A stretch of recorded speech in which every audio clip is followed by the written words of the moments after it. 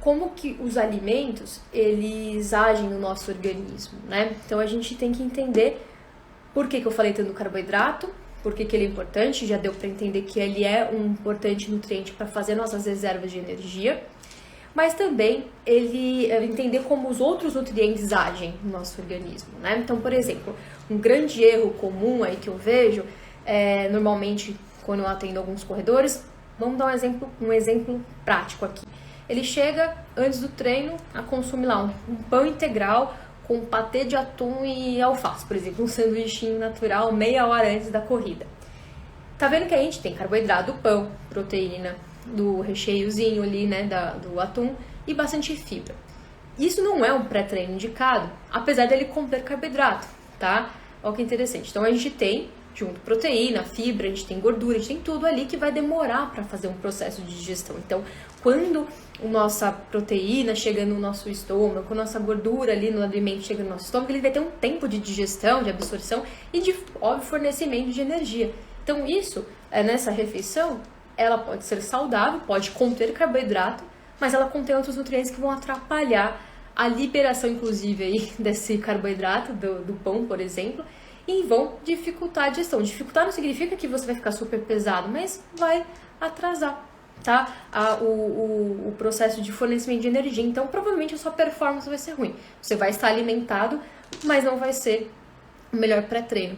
Então, olha interessante como as proteínas e as gorduras podem atrasar a liberação de carboidrato, de energia ao longo da sessão do seu treino e piorar a performance, mesmo sendo uma refeição saudável. Então a gente tem que observar quanto tempo a gente faz uma refeição antes da corrida, o que ela contém, quais as características dessa refeição para você conseguir melhorar aí de fato a performance. Então, mais uma vantagem do carboidrato, quando ele é consumido antes do treinamento, por exemplo, antes da corrida, é que o nosso carboidrato, por exemplo, a gente já começa a fazer a absorção dele na boca. A gente já tem enzimas digestivas que vão fazer a digestão desse carboidrato logo na sua boca. Então, se você consome o carboidrato antes do treino sem nenhum alimento ou nutriente que atrapalhe essa absorção, como eu falei, às vezes excesso de proteína e de gordura, você vai ter um melhor aproveitamento desse carboidrato. Então, é importante que a gente preste atenção aí em como os nutrientes, os alimentos agem no nosso organismo com relação ao tempo de digestão e aproveitamento aí dos nutrientes. Outro ponto importante, durante a sessão do treino, né? Quando a gente começa a aumentar o nosso volume de treinamento, aí de corrida, naturalmente a gente já pensa em suplementar, em consumir alguma coisa durante o exercício. E aí o que acontece? Erros também muito comuns que acontecem. Normalmente algumas pessoas suplementando BCAA durante a corrida, que são aminoácidos. Aminoácidos não são indicados para serem consumidos durante o exercício em si. Às vezes até proteína, whey, né? Tomando durante ali a corrida, isso às vezes acontece. E um erro também muito comum, que aí não tem a ver com suplementação, mas tem a ver com consumir algum tipo de alimento, por exemplo, paçoquinha. Então é muito comum algumas pessoas consumirem a paçoquinha durante o exercício da corrida por conter açúcar, falando, vai melhorar a minha performance.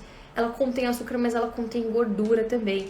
Então lembra que a gordura pode atrasar a disponibilidade de fornecimento de energia do carboidrato? Então não é uma boa opção para você fazer durante o exercício. Não consumir aminoácidos, proteína e nem gorduras durante o exercício. Então, não é indicado nenhuma dessas coisas. E aí, quando a gente pensa depois do treino, e aí, o que a gente pode fazer? Com relação para entender como os alimentos eles agem aí no nosso organismo. Assim como eu falei que o carboidrato é importante antes, durante, depois, obviamente, e ao longo do dia inteiro, ele vai ser importante também depois do seu treino. Então, ele que vai fazer a recuperação do glicogênio muscular que foi perdido durante a sessão da corrida, que é a energia do seu músculo. Então, a gente come antes para poupar, come durante, né, suplementa durante para poupar esse glicogênio, mas mesmo assim a gente tem uma perda significativa. E aí, para a gente fazer um recovery adequado, a gente precisa desse carboidrato. E aí, olha que interessante, aí já atribuindo o que os estudos mostram, né?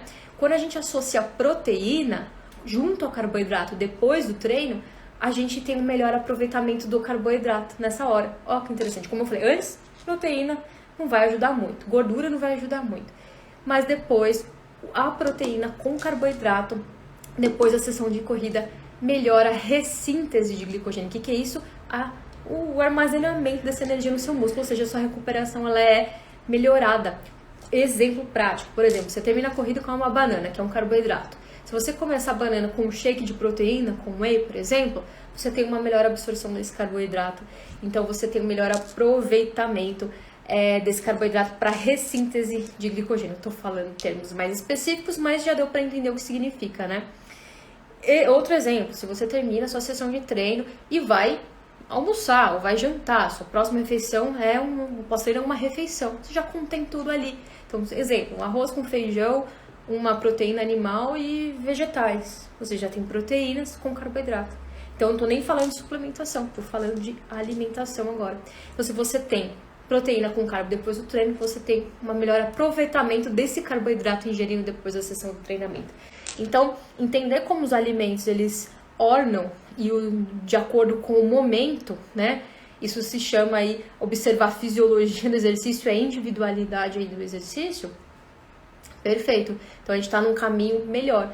Mas lembra que isso você vai ter que fazer diariamente, você vai ter que sempre observar, prestar atenção nesses detalhes. Porque quem quer correr uma primeira meia maratona precisa se atentar a esses detalhes.